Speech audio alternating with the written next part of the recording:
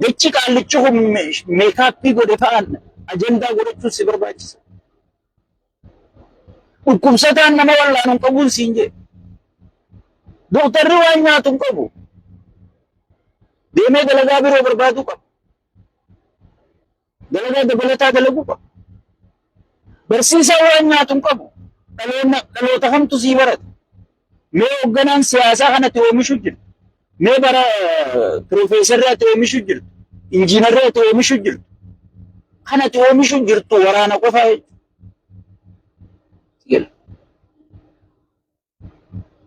Saniifuu osoon dhaloonni si doomaa jiru.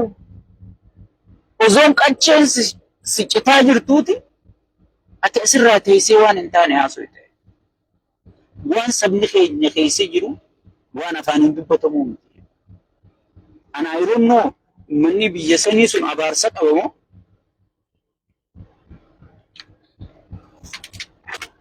waan ajaa'iba sitti ta'u har'a kinni dilli kun jiru sheekaa fi qeensiin hundi dhiichisan manzaraa uffatanii sheekotii manzaraatanii nan juusan gartanii isaan irraa quban qaban biyya biroo manni kun hoggin laayif isaanii ilaalu hoggin maarree isaanii ilaalu ummanni kun biyya biroo jiru immoo Itoophiyaa addunyaanuu yaa Rabbi biyya tana nutti hin diigin jettee addunyaan kadhachuu jirti. Maaliif ummanni Itoophiyaa duraanuu baqachuudhaaf qophaa'ee firra taa'u jiru sigal. Yoo xiqquma takka tuqaan fitila cufti Ameerikaa yaa'uu fedha, Astiraaliyaa yaa'uu fedha, namni tokko biyya san keessatti nafu. Namni tokko biyya san keessatti nafu. Har'a sabni keenya tana keessa jira. Muusiidhaan ummanni keenya mataan garagalee jira. Yaa buleeyyan. So ummata kana aaree kana, ummata kana cinqame kana xiqqis takka tuqaa afataa jechuudha. Kana maaltu barbaachisa? Ulaan akka dhoohuu qophaa'e kun akka dhoohee fuula hunda si faca'ee hin balleessine hayyootaa tokkotti dhoosu beekaa. Waan hayyoonni kun dalagu dhageeffachuu qabdaa jechuudha. Har'a maal dalaytan jettanii hayyoota kee gabaangamuu qabdaa jechuudha. Hayyoonni taa'an jiran dalagaa jiran kan waraqaa barreessu barreessaa jiran amma suuraan intala gujii duuteetun rabbi hamataa godhuu fi ilma hojii duuteetun guutuun Human Rights bira dhayite Washington DC dhayite addunyaan guutuun mootummaan akka ajjeese ragaa wajjin geessaa jiranii jechuudha. Dippiloomaasiin mootummaa kufteeti teenya haatee deemu jirti. Kana biratti ka barbaachisu dippiloomaasiin qoftiin gatiin qabu humna jechuudha. Humni tun eenyu harkaa qabu? Woboodhaa jechuudha.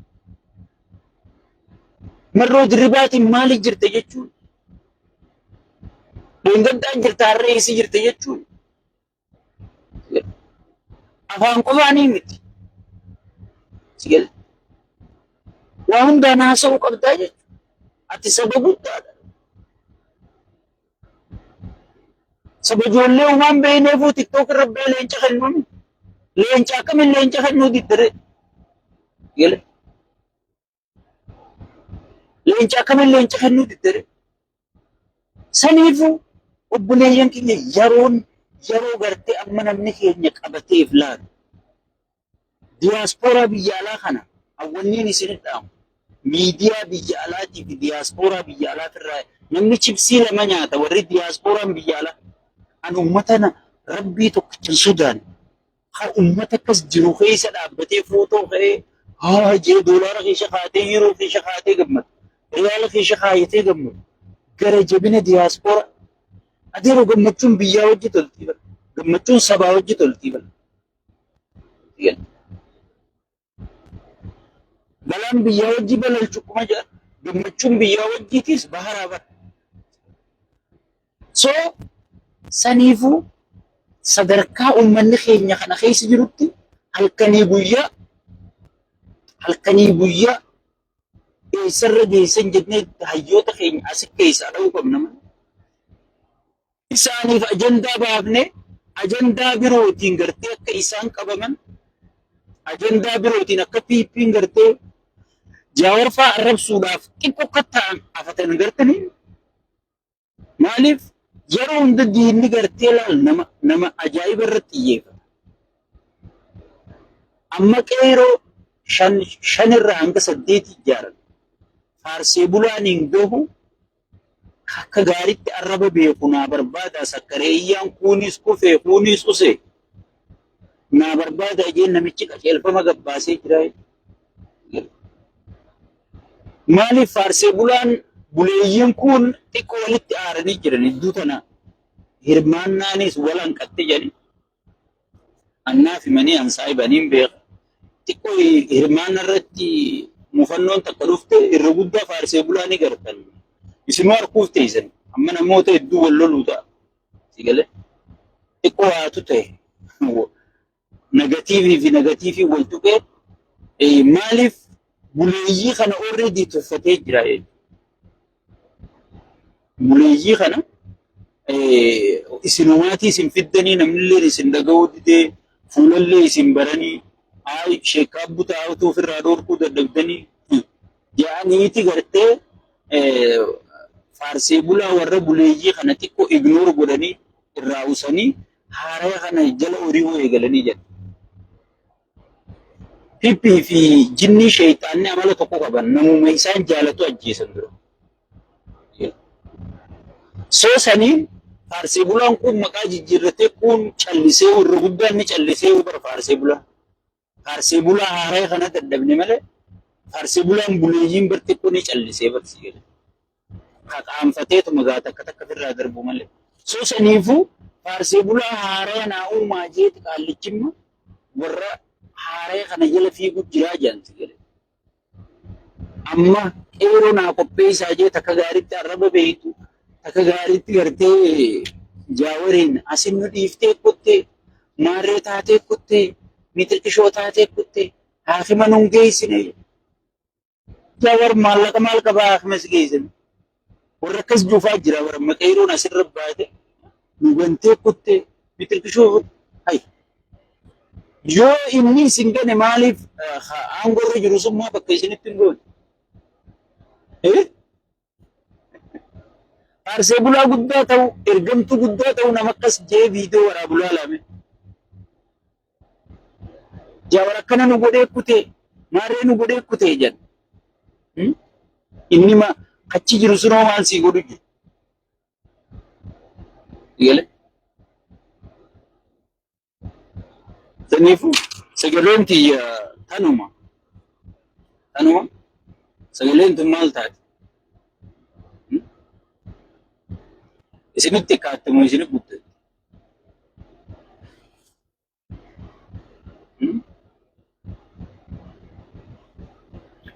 sagalee faarsee bulaa yaa'u jiraan siin je maraataa if qaanfatee yaa'u yooniin utaalees namaan akka of laadii rukkamiin ta'a jee gartee qaaniidhaa ija babaasu jiru malee faarsee bulaan irra guddaan awwaajjira keessaan jira qubaan qaba. Faarsee bulaan irra guddaan mindaanis irraa dhaabbatee jira.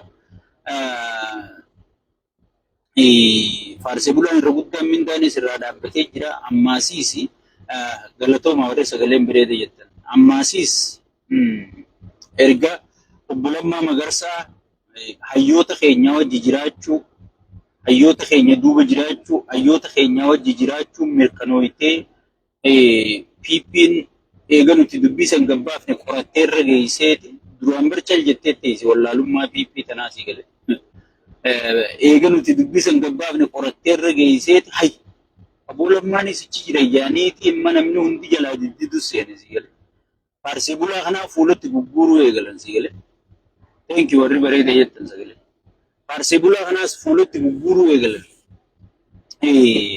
Akka duraanitti gartee fuulaas baduu danitti amma faarsee bulaa irra guddaan bar waliin eegalle. Namoonni muraasni xiqqoo booda wal eegaluu ta'an sigalee. Kanuma boodachi garagalee dhufaasoo taa'u garatta sigalee hooma keessi jiruun siiman sigalee. Saniifuu ammala kaadireenis akka duraanitti waa takka lafan jiranii yoo namicha kana gartee asirraa kan kaasan namni namicha kana sossoosuu danda'u jiru sigalee jettee amanteetii duraan qaallichuma tajaajilu jirti jechuudha. Namichuma tajaajilu jiranii jechuudha. eega hayyoonni keenya walgahii biyya alaa tana godhe booda namni xiqqoo abdii horate jechuudha. Humna tikaa keessaa, kaadiree keessaa, kaabinee keessaa warri duraanuu uummata kanaaf dhimmamu agartee akkaataa itti uummata kana tajaajilu wallaalee rakkachuu jiru xiqqoo amma goobaan as laaluu eegalee jechuudha. Saniifuu faarsee bulaa kanaan saayiboo dubbiin jijjiiramni dhufuu jira. Jaawar deengaddaa aboo kaabbu taasii qofaa asii ozoon jedhanii jaawar faan dhufanii aboo jaawar kopha deema ozoon jennuuti hayyoonni guutuun bira jechaan aboo Oromoon ifiifuu waliin galtu ozoon jedhaniiti marruu fi jaawar waliin ta'anii waajjira tokko keessa ta'anii mari'atanii aboo Oromoon Amaaraa hojii waliin galtu ozoon jedhanii ligatuu fi jaawar utobboleeyyan qabsooti waliin jedhanii hay boo dubbiin nu harkaa bahaa jirtii jedhaniiti. Maaliif namni siyaasaa beeku dubbiin kana deemaa jirtu ni beeka si jedhe. Dheeraan fedhe bakka itti dhaabbatu qaba. Mootummaa wasaa qoshaasha kana dhiisi. Mootummaa wayyaanee kan sukuriitiin isaa waraanni isaa diinagdeen isaa akkasi jabaa ture sunu ni futee jechuudha si galee. Gartee sunuu ni futee jechuudha. Osuma teenyee ilaalluuti mootummaan zayitunaa miti kan dhagaan buusan jaallu si galee. Jawar Muhammad gaafa Jawar bira lafaa ka'u takka ni yaada. Jawar Muhammad namni karaa sii cufu hin jiru. Maarree sii cufu hin jiru. Jawar osoon isaan karaa cufaa eeganiiti addunyaatti cufe dippiloomaasiidhaan. Karaa addunyaatti itti cufee jechuudha.